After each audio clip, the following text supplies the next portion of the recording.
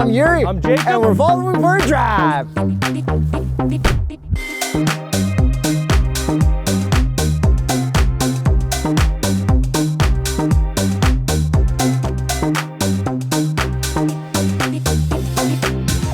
'23 Volvo XC40. B5 Ultimate without launch control.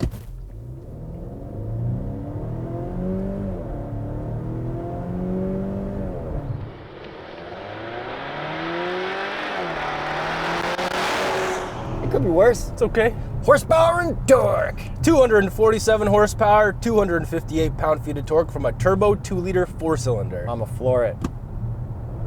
Ooh, Laggy. lots of downshift lag. Yeah, a little small putt-putt SUV car, like not something I'm expecting to be quick. Yeah, so let's get into what's different for 2023. First of all, it's now called a B5. So what they did was get rid of T5 and T4 and replace it with a B4 and B5. So this is turbo engine with some hybrid. Yes, it's a 48-volt mild hybrid. And then this is not electric. There is an electric XC40 Recharge, and then there's an electric C30, which I drove by myself, which had the Android Automotive inside, which this now also has. Yeah, and then they also simplified their trim names. Now they have Core, Plus, and Ultimate, this being the Ultimate. This one doesn't have orange interior like that last one we drove. I'm a little disappointed. By the way, in that last video, that's the one that we predicted the pandemic before it actually happened. Oh, nice. Play Yeah, the clip. Turns out there's a worldwide epidemic. And everybody's dead. Okay, and then since that one had orange carpet, after getting into this one, the first thing I noticed is we don't have nice big floor mats that cover everything like a nice big tux mat. We got these normal carpets, which scared me because my muddy feet are gonna get this whole carpet wet. Yeah, so you definitely want to get a set of tux mat for this vehicle. This premium looking interior For any deserves, vehicle, any vehicle. But this one especially deserves a tux mat. And if for you it. haven't gotten somebody important in your family a Christmas gift yet, get them a tux mat. Or just get it for yourself. Like, really, just be selfish. It's fine. Self gift. Yeah. Android Automotive. It looks a lot like the old Volvo infotainment. Yeah, it's skinned to look like the old one, but underneath it's all Android, which is cool. You can't do the swipe left, like the swiping stuff is different now, but you can click settings on the bottom right and the squares on the bottom left to get to different modes. This does have Apple CarPlay and this does have Sirius XM, which I think the early Android Automotive did not.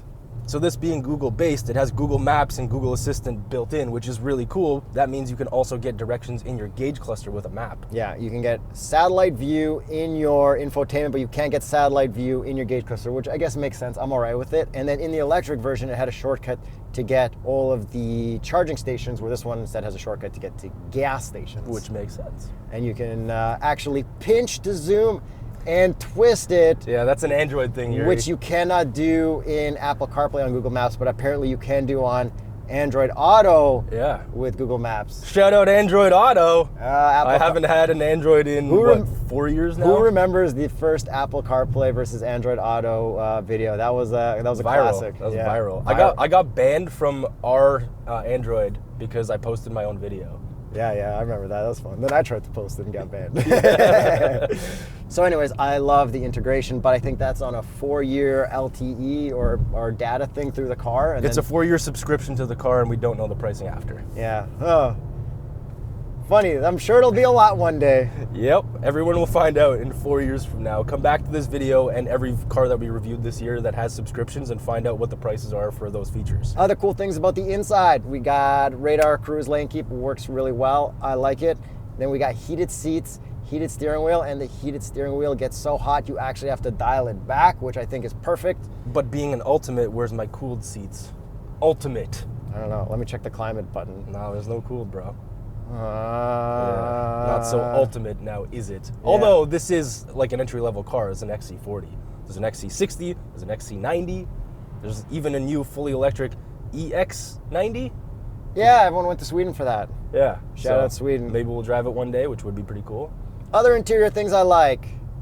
Harman Kardon sound system's really, really good. It is, but there's no Gothenburg sound hall setting. I know, like you really got to option that because it just makes things so much cooler. It's such a good party trick. Sometimes I want to feel like I'm on stage. Sometimes I want to feel like I'm behind the stage. And down here, just like in the previous one that we reviewed, we have a hook for your takeout, apparently. So you can hook your takeout and not have to hold it. I think it's a good invention. Okay, we got this little thing here with a garbage can in the armrest, which you know, Sorry, we jammed it with our Red Bull. it works Perfectly. pretty well. Yeah. And my favorite feature of the interior is in the trunk, you can use the floor to split up the compartment so it can hold grocery bags and also have like different sections. I think it's very, very smart, and I love that about Volvo. Moving into the back row, the seats are pretty tight for myself at 6'1.5". My knees hit the front seat, so not the most comfortable, but my head's okay. Yeah, and the front seat's very firm. I haven't been able to get like super comfortable like I usually can, but maybe my back just hurts extra today. I've noticed the butt section like kind of higher up. I don't know why, but the seats are okay. And then USB-C, so make sure you have a USB-C cable, not a regular USB. And then with your phone plugged in, it kind of doesn't want to sit right Well, because there. it's a wireless charger, so But yeah. still, there should yeah. be more room. And then I think this pops up so you can put it there too. I don't know. It's gonna scratch your lens on your camera. Yeah. That's like the only reason I have this phone is to have a nice camera, and I'm going to risk scratching it. Yeah, and then the cup holders, they fit small cups, no problem. And you know what? I know they won't pass. You just do yours. Are you sure? We've been in this situation where the passenger All right. passes or fails. 3, 2, 1. Fail. Sweden, what the heck? Sweden, they probably have different sun angle because they're high up north. Wouldn't they need visors even more then? True, because the is sun would be lower? lower, yeah. All Sweden, right. what the heck? All right, with that bombshell, it's Jacob's turn to drive. Brake boost. Oh, that was good. Oh! Dude, violent shifts.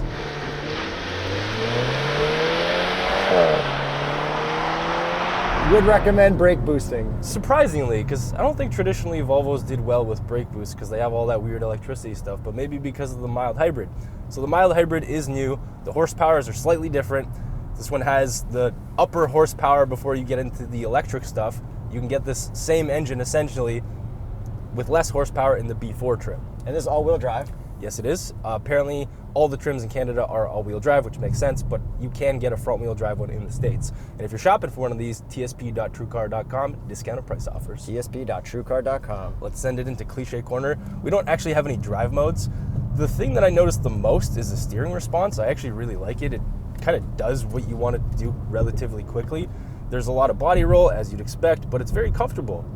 Yeah, I mean, it handles better than I thought it would. Yeah, the steering is like nice. It's very responsive, but it's not like over boosted like some BMWs and stuff are. And then overall, those bumps, suspension was like Yeah, suspension's not great. offensive. Yeah, so there are no drive modes, which means we don't have adaptive suspension or anything Well, like there's that. like kind of an off-road mode if you go to your settings in the bottom right. Yeah, which is pretty Put buried your, like, in there. Hail assist or whatever. Off-road mode. You have to be going slow though. Yeah. Yeah, so I think that's more to just, I don't know, go to your millennial cottage, right? Yeah, which doesn't. Well, I don't even think millennials can buy this car. No. You got to be like, We called the last one millennial something something in the title. this is like a boomer trying to be millennial. Yeah, While 'cause- while refinancing their house that they bought. Yeah, for their kid You or ask something. parents, you're like, why do you have a mortgage on your house? Didn't you pay this off 30 years ago? It's like, oh yeah, it Yeah. just the value went up. And we Yeah, just keep also buying more stuff. these cars are so expensive these days. But yeah, this drive's great. I really enjoy my time driving this. I don't notice the electricness of it, the mild hybrid system. Like it's the 8-speed, the Volvo transmission is not good. It's always very laggy. It is smooth though, so I'm gonna floor it. Ooh. Downshift lag, but between the gears when you're driving normally, not like an animal, it's totally fine. Yo, do some paddle shifts for me. Okay, How ready? How does it respond? Turn the wipers on. So we don't have paddles. We have this auto stick type feature where Left, you can right? left, right. So you go left, right. So pretty slow.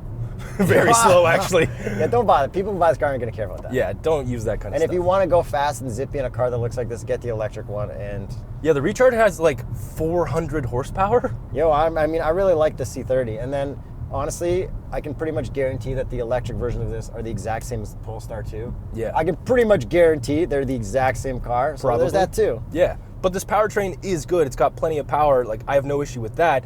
It's just not the smoothest. It's kind of coarse sounding, but it's kind of better than the previous gen stuff, I think. As long as it doesn't have a supercharger attached to it as well, I'm happy. Yeah, because the triple thing that they had going on was a little crazy. I think new Volvos are best in full electric form, to be brutally honest. Yeah, which kind of makes Polestar like, why does Polestar exist? Because if Volvo is going to go electric, Polestar's already electric. It's like, It's like Acura competitor. Yeah. It's to break the stigma around Volvos, even though Volvos are kind of cool. I guess I don't know. yeah, I don't know. Like Polestars look great, and obviously like you're gonna have a slightly more premium interior as well. But Are you though? I think a little bit. They'd have to do something. Like some of these panels up here, are, like okay, like nothing to touch is the worst. I tell you, this feels a lot nicer than a Q4 e-tron. It sure does. Q3 e-tron? Q4. Yeah, but we still have some plastic up here, but nothing looks cheap in here. Everything looks really nice. But then we have the carpeting that goes up nice and high. like that This is a carpeting. nice interior. Just want to make sure it's protected. Yes, with your tux mat. And you mentioned the Recharge being full electric. This one is obviously not, so you do probably care about gas mileage still. This one does get 9.2 liters per 100 combined, or 26 miles per gallon, which is pretty decent, but not great. And the last thing we should probably touch on is the looks. Which Looks the same. have been refreshed. Don't notice the difference. The front bumper has been changed, Can't tell. and the headlights have been changed. Kind of. I think they're missing like the line where it's like two separate ones, and now it's one solid one. I think. And the grille has slightly been changed. Can't tell the difference. So that's the exterior changes. I mean, the last one looked good. This one looks good. I have no issue with this car at all, looks-wise. I'm Team Coupe. No. Coupe. If you're gonna get an SUV, get it for the utility. And I think you should get colorful interior carpets if you can. That'd be fun. That's the coolest. Remember how cool that orange one was? Yeah. Like a tennis ball. It was a tennis Like ball. a god dang tennis ball. But this is also like a tennis ball, you just can't tell. Nobody buys black tennis balls. You know how hard that'd be to see? Yeah. The wheels are really cool though. They're really nice. Like Volvo always has really nice wheels.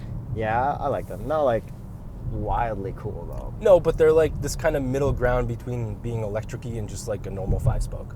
And the Continental recommended tire would be the Viking Context 7, which we have on all of our cars, I think. Yeah, yeah. All of our personal cars. Personal cars. Yes. Except- The ones that don't get stored for the winter. Yeah. My Prowler is just getting stored for the winter now. Our Corvette is getting stored for the winter now. Your Corvette. And my Fox Body's stored for the winter. So I think that's pretty much it. I think it's time we get to the price. So it starts in the base trim at $42,250. Canadian. This one is $58,150. Volvo's a premium company. It's a cool car. Definitely looks cooler than like, what does it compete with? Like Mercedes? GLA or Yeah. like a BMW X1 like or those, like X2. from BMW and Mercedes, those base ones come in like pretty like, eh. Yeah. Like this feels better than a base GLA would, for sure. Yeah. I get it. It's cool. Yeah, I like this car. I just think they should have mandatory colorful carpets. Okay, fair enough. Colorful door panels. yeah. Let us know what you guys think, and we'll see you at the next video. Get up to tsp.truecar.com, get some Continental tires, and get some tux mat.